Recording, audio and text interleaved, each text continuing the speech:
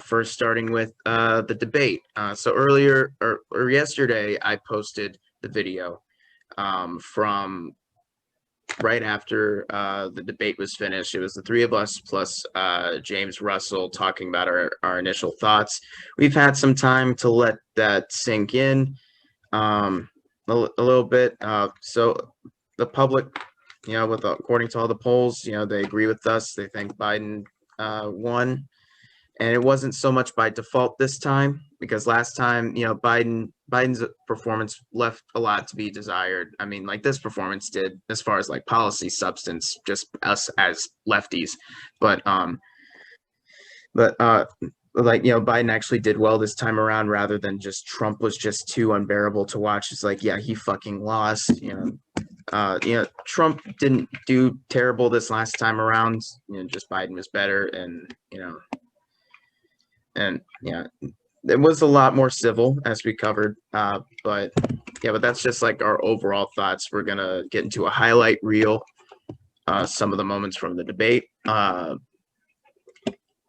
like we're gonna react to it. So like with each highlight, I guess we'll pause, take our time to just talk briefly about it. And so let's get started with that. Okay. Let me pull it up.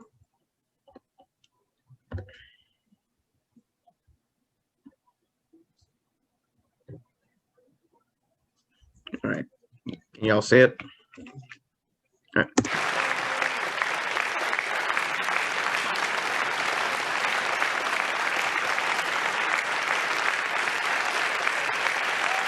I take full responsibility. It's It's not my fault that he came here. It's China's fault. And you know what? It's not Joe's fault that he came here either. It's China's fault. They kept it from going into the rest of China for the most part, but they didn't keep it from coming out to the world, including Europe and ourselves. What I would, Hmm? yeah, I mean that's like, holy shit. What a moment right there. Yeah, I mean, we all know it was Kazakhstan's fault. yeah. We're gonna get to the Borat movie later, though. I promise. I can't believe he was able to say in a single breath, I take full responsibility. It's not my fault. Yeah, Wow. yeah, that was very stupid. I would say is I'm going to shut down the virus, not the country. It's his ineptitude that caused the country to have to shut down in large part. Why businesses have gone under, why schools are closed, why so many people have lost their living, and why they're concerned. Those other concerns are real. That's why he should have been, instead of in a sand trap in a golf course, he should have been negotiating with Nancy Pelosi and the rest of the Democrats and Republicans about what to do about the acts they were passing for billions of dollars to make sure people had the capacity. I have not taken a penny from any foreign source ever in my life. We learned that this president paid 50. I'd highly doubt that, but that's a standard politician thing. It is. So it's standard. it's still bad, but I'm not saying like Biden is especially bad at it or anything. Times the tax in China, has a secret bank account with China, does business in China, and in fact is talking about me taking money. I have not taken a single penny from any country whatsoever, ever. Number one. Number two, this is a president. I have released all of my tax returns. 22 years. Go look at them. 22 years of my tax return. I gotta love this. You have not released a single solitary year of your tax return. What are you hiding? Why are you unwilling? President Trump, your response. First of all, I called my accountants under audit. I'm going to release them as soon as we can. I want to do it. Successful. He's been saying that since he got in office. That's before he got He's into been, but yeah, he's been saying that for like nearly the last 6 years. Like, what is this weird bullshit 6-year audit? In fact, like, didn't the IRS say, he's like, yeah, that's not how your tax returns work. You can release them at any time, even if they are under audit. Yeah, who cares if they're under audit? What does that have to do with anything? Yeah, it's just like It's just bullshit. It has nothing to do with the tax returns. Also, like, I don't know a whole lot about this stuff, but like, I don't know, Malcolm, you probably do more than I do since you focus a lot on these kind of things. Does an audit take that long? Is it possible for an audit to take over 6 years? I mean, it can depending on how much they have to go through, but usually not. And especially in this case, he can release his tax returns. I have family members audited, but they had to report their tax returns for any accounts they had to apply to or anything. So Yeah, the tax. Okay. I mean, those aren't connected to the audit no, they're not. usually in any Yeah. way. Yeah, it's just a bizarre thing to say. Yeah. Company is, but much more importantly than that, people were saying $750. I asked them a week ago, I said, what did I pay? They said, sir, you prepaid tens of millions of dollars. I prepaid my tax. Tens What's over the the last exact number of amount? years. Tens of millions of dollars I prepaid. Nobody has done more for the Bullshit. black community than Donald Trump. And if you look, with the exception of Abraham Lincoln, possible exception, but the exception of Abraham Lincoln, nobody has done The guy who what I've freed done. Joe Biden looks like he was trying so hard not to laugh. Either that or he was just like, I don't know, licking his lips or something. He was like, holy fuck, the personality disorder on this guy. yeah, No one has done more for the black community than the possible exception of the guy who literally freed the slaves. yeah, because like he misses a whole lot of fucking history there. I mean, Wow. there was FDR who gave African Americans the opportunity, There's you know, to LBJ fight in who World has- War II and come home to something better. There was also LBJ who signed the Voting Rights Act and the Civil Rights Act. There was like, oh Christ, Bill Clinton did a lot for the black communities. relatively to Donald Trump at least, you know, I mean, I'm George Bush did more. George Bush probably did more for the black community than Donald Trump. Donald Trump, he's just a narcissist. He has no fucking Boy, he has no perspective. He has no way of like seeing himself in the context of the real world. yeah, No. Because he ties it to his self-esteem. Yeah. yeah. All right, like I want to see like if he like I think I remember he tries to go into some kind of detail about what he's done for the black community. Yeah, and all he says is prison reform. And that was like some small thing that didn't do anything. Then I he mean, touts the It did very opportunity. little. It was a good thing that like the First Step Well- Act is good, but it does very little compared to like what really needs to be done. It's literally a first step. A Yeah. first step. Sorry, I said first If step. he legalized marijuana, he could go on there and say, no one has done more. I legalized pot. And then he would actually Yeah. have, but he didn't do that. Like that would be an arguable point. Like if he legalized marijuana, then yeah, like I mean, I wouldn't say like that would be like more for the black community than any of other course not. president, but he would have a case to say like, oh, I It's- did this for the black community and that really helped because I mean, you like- would be able to write it off as Trump hyperbole if he actually did something, but he hasn't. I mean, this is just bizarre. I mean, this is everything with Trump is hyperbole, pretty much. it's insane. It's not. I mean, it's not stable. Yeah, Even when the opportunity This zone, person, I it doesn't even benefit the community. It benefits white gentrifiers. yeah. I think he mentions that's- opportunity zones in this clip. Like I said, like I think he tries to go into a little bit more details about like what he's actually done. can't even see the audience because it's so dark. But I don't care who's in the audience. I'm the least Right. racist person in this room. Yeah, that line. Isn't the least like someone said? Isn't the least racist person still racist? I mean, like, if Donald Trump is probably the moderator is less racist than Donald Trump, but yeah, if Donald Trump were the least racist person in the room would be filled with a bunch of fucking racists. Yeah, but yeah, I can totally get that point. You know, like oh, I can't see the audience because it's so dark. Like I said when we were watching the debate, It's as just a a filter. performer, the spotlights can be blinding and it makes the rest of the auditorium seem very dark. But yeah, that was a very poor choice of words. It was like that moment from like the primary debates where Joe Biden was talking about the domestic violence, like talking about the issue of domestic violence. So we really got to take this issue head on, keep punching at it and punching at it and punching at it. Oh my god! Like you heard the audience. He was just like, "Oh, poor choice of words. Got to keep Like, no, punching at it and punching at it and punching." Yeah, he didn't understand. Yeah. Oh. Oh my God. Okay, Vice President Biden, let me Abraham. ask you very quickly, and then I have a follow-up question for you. Abraham Lincoln here is one of the most racist presidents we've had in modern history. He pours That was a little weird, but we'll Okay, talk but about it's that. not as weird as what it's not in this highlights. What happened after this was Donald Trump was like, "Why did you mention Abraham Lincoln?" And Joe Biden's like, "You mentioned Abraham Lincoln." Donald Yeah. Trump did the joke. He didn't understand what was happening, and Yeah. that's a pattern that we've seen. When people close to him have described this, Donald Trump doesn't seem to understand humor or understand the concept of a joke. Well, I think maybe he does because he does shit like that on Twitter all the time. Aside from Yeah. the awful stuff, like he does know how to troll on Twitter, and it can be entertaining sometimes, in all honesty. Well, I mean, like when it's him. Yeah. Yeah.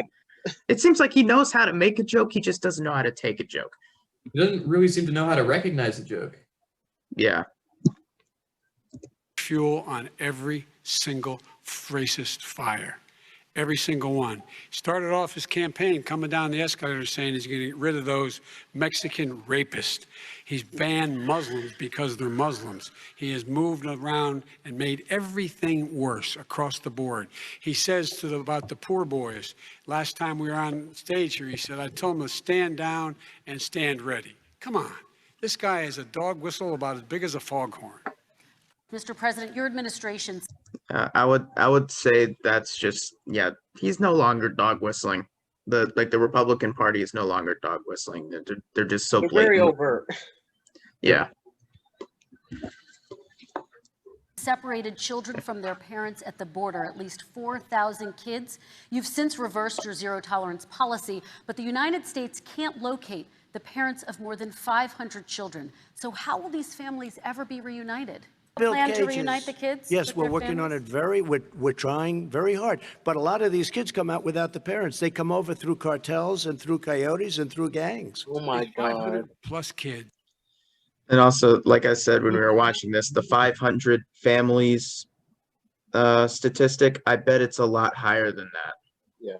Like I think that's like the official count, but I bet they've definitely not accounted for all of them. Yeah, that's probably true. I don't remember if it was in this highlights clip, but Donald Trump also, I remember, said something like, the children at the border are very well cared for. Well, yeah, I remember when Yeah, he said the that, it was Democrats just got like, like a- fucking what? It's just like, Yeah.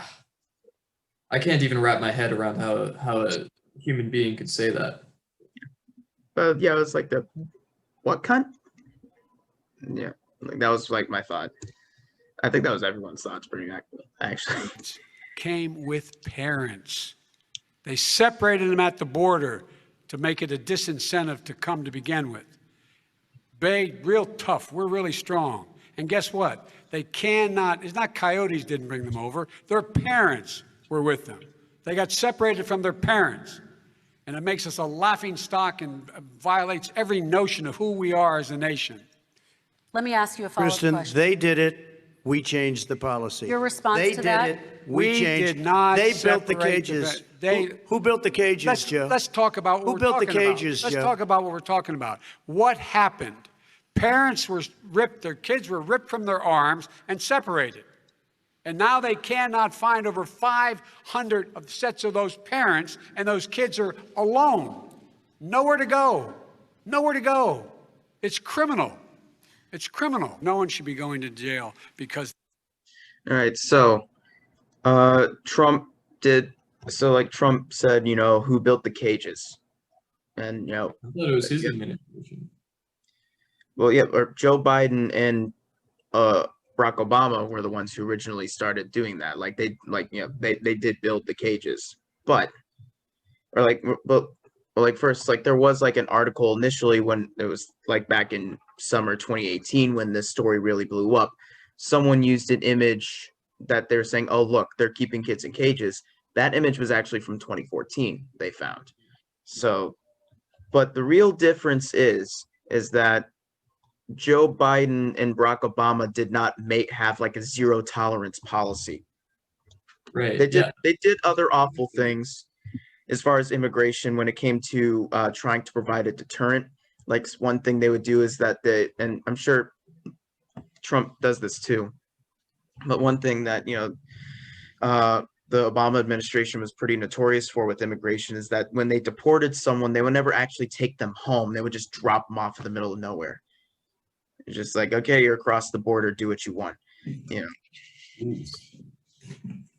But yeah, like Trump is the one to have this zero tolerance policy, and and he has since rolled it back, but he does not get credit for a problem that he started. They have a drug problem. They should be going to rehabilitation, not to jail. Or he doesn't get credit for solving a problem that he started. He hasn't even really solved it. So the reason that the problem has exploded under his administration is because his former chief of staff, John Kelly, used to, and before he was chief of staff, he was on the board of these private. He was Homeland Security chief before he was chief of staff. Well, he was also on the board of one of these private prison facilities, private concentration camps that were at the border. He was profiting off of the Obama era policies. So he expanded them while he had the opportunity to as the president's chief of staff.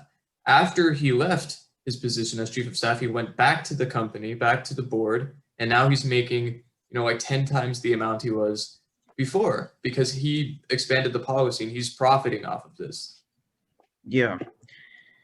To think that the resistance libs were trying to turn him into a hero just because he face-palmed at a few of Trump's speeches.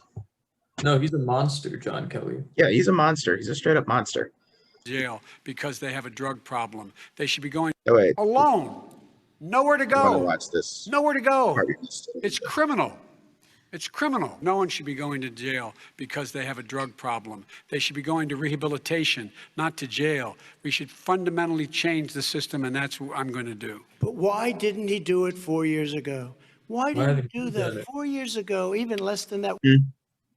But also, Joe Biden wasn't the president 4 years No, ago. he was a vice president.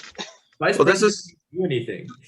Well, this is what I was saying during the debate was that, and this is something that I've really, and other people have pointed this out too. Julian Castro, I think, famously pointed it out. It's like he picks and chooses what he likes, what achievements of the Obama administration is associated with him. That's true. Like you say, oh yeah, we did that, and it's just like if it was something bad, it was like Obama did that, not me. Yeah, that's his prerogative as the vice president, who doesn't really get his hands on everything. Yeah. And literally, I mean, Joe Biden had more of a hand in the decision making than most vice presidents would. Like Barack Obama said, I always went to him for advice about things. So it's not like Joe Biden didn't do anything while he was vice president. Like he wasn't just sitting there waiting for Barack Obama to die. Why didn't you I do it? am You were not- vice president. You keep talking about all these things you're going to do, and you're going to do this, but you were there. Real quick, what he said about people, they should definitely they should go to rehab and not jail. I think part of what has influenced Biden's opinion on that is his son's own experience with addiction. And That could Yeah. be. well, I mean, yeah. it's a thing with most Republicans, actually, because and Bill Maher did a really good new rule about this a few years ago. He was it's like you said, Lady Gaga sang a song Until It Happens to You, and that very much applies to Republicans. Like Dick Cheney is so conservative, he has a fake heart to make sure he doesn't feel anything or something like that. But he is pro gay marriage because his daughter is a lesbian. Or one of his daughters is a lesbian. Or what's another example that he used? Jeb Bush.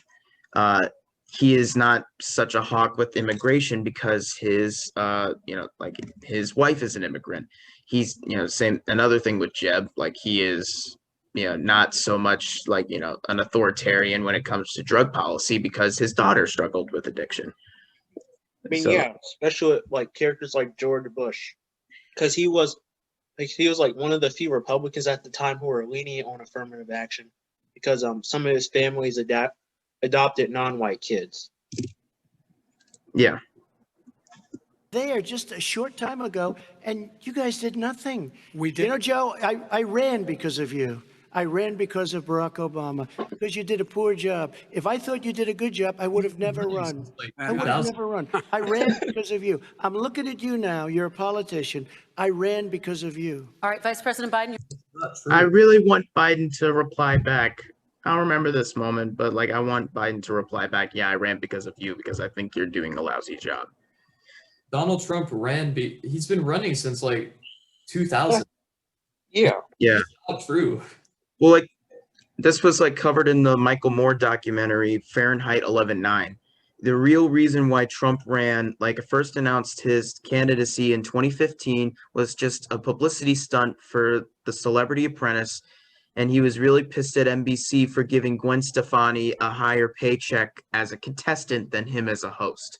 That's And fucking- so like, but like, after like, his whole escalator speech at Trump Tower, it was, I think it was right after that The Celebrity Apprentice was canceled.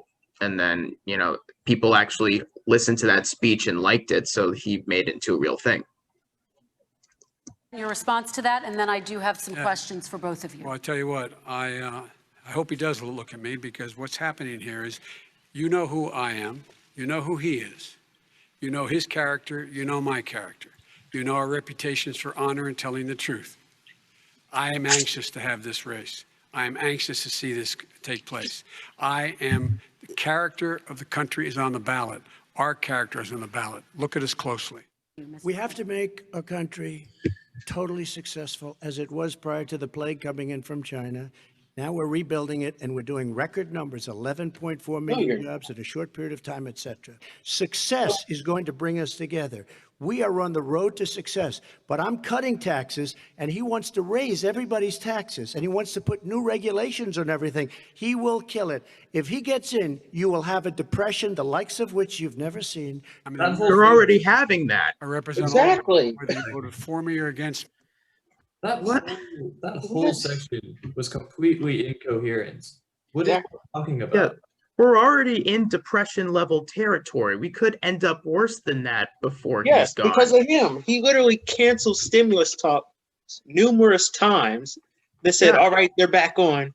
And we got to hurry too, because if we don't get one before November 3rd and Trump loses, we're not going to get one until January or Exactly. February or late January, because of lame duck, Yeah.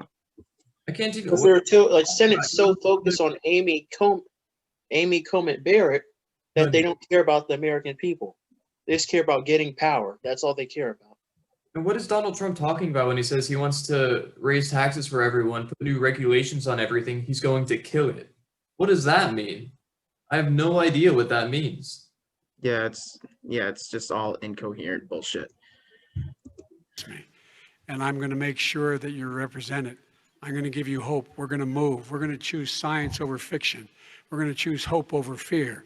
We're going to choose to move forward because we have enormous opportunities.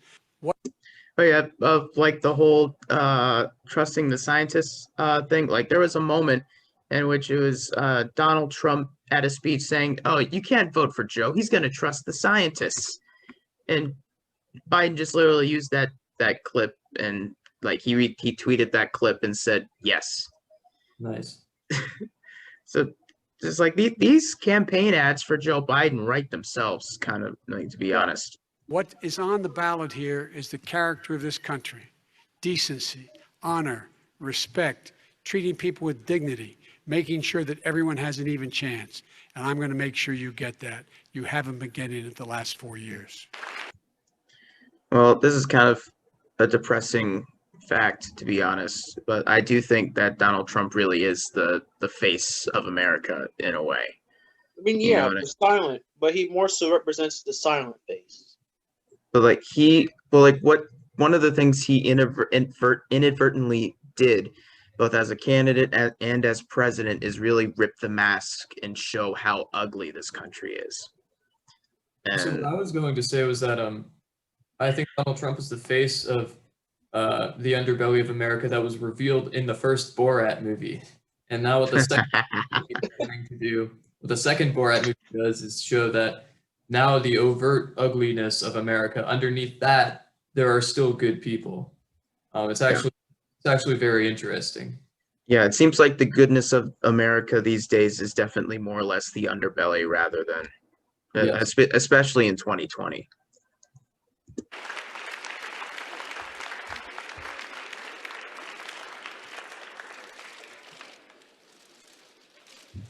Look, he and Melania look so fucking depressed. Then she just immediately hugs him. Trump's marriage is a fake marriage.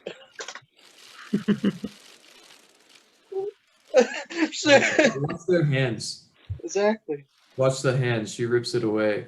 Exactly. Like that's when they're walking away. Oh yeah, they cut it out. Oh, they did. Yeah. So in addition to that, I'm surprised they didn't include this because so one of the things that Trump was able to do in the 2016 election was to outflank Hillary Clinton from the left on many issues. He really was able to win some left wingers because of his populist rhetoric. And, like the left wing is almost inherently populist, or at least, like the Bernie support. Because and some of the issues that, Trump outflanked Hillary from the left on were things like war. For example, Hillary Clinton voted for the wars. I want to end the wars. He's walked that back completely now. Healthcare. He was to the left of Hillary during the campaign. Yeah, at least like in the platitude sort of way. He was more or less, it's just like, yeah, we're gonna try to cover everybody. And then there's also trade. He was talking about trade deals like NAFTA and TPP the same way Bernie would. And security as well. Social Security. He was on the left of Yeah, or like he was on the left of. I wouldn't necessarily say he was on the left of Hillary. Hillary Clinton didn't really talk about Social Security that much, but what Trump said was like, I'm not going to touch the entitlements, which was definitely something that most Republican candidates would not do. Right. Well, he took that issue from Bernie Sanders, it seems, or he took it from far left. Yeah. Yeah. And that's the important thing. Figures like Trump, and same with like Hitler and Mussolini, who like people say, oh, that's real right-wing populism. It isn't. It's not. Or people just say like that's populism. What really happened with those figures is that they used populism as a way to stir up the masses in their favor. The way they have governed, like especially in Trump's case, was the complete opposite of populism. And then I don't know what, there was another thing I had in mind with the debate. Oh yeah, so I didn't get to finish the point I was originally trying to make, but so Trump was able to have that populist appeal back in 2016. The moment in this debate that really showed that he had lost it was when he was talking about, the stock market, like, oh, stock market's recovering from COVID. We're doing so well. And you're like, 401ks are through the roof. And as James attested, his 401k took a hit because of the shit that Trump pulled over the last 4 years. But and Joe Biden correctly interjected and said, yeah, yeah, people who invest in stocks are doing okay, but most Americans don't invest in stocks. If you go to where I'm from, like Scranton, Pennsylvania, that's not something that really matters to them. We have to help, do things that help them rather than just people who invest in stocks. And then, Trump was saying, oh, you weren't from Scranton. You were only there for a short amount of time. It's like, yeah. So your point, he's from there and he knows what it looks like. and also like even if he wasn't from there, the fact that he is talking about those working class Americans is still very important. You know what I mean? It's like it doesn't matter if he's from there. But what'd you say? I couldn't hear you. It's a weird thing for Donald Trump to say. Well, yeah, like it just makes him seem elitist and out of touch. You know, like I think one of my favorite lines from the first debate was when Trump was talking about like oh they want to abolish the suburbs and everything like that. You know, basically saying they want brown people and government housing and the Yeah, they want neighborhoods. to like they want to attack the middle class, like basically stuff like that. Yeah, like that is quintessential racist dog whistling. And the funny part is, a lot Yeah. of people in rural America actually voted for him, not the suburban Yeah. middle class. Yeah, suburban women hate him the most. But Joe Biden's favorite line was when he responded to Trump's line about the suburbs and was saying you wouldn't know what a suburb looked like unless you took a wrong turn. Right. And I thought that was a good line, I think. It was.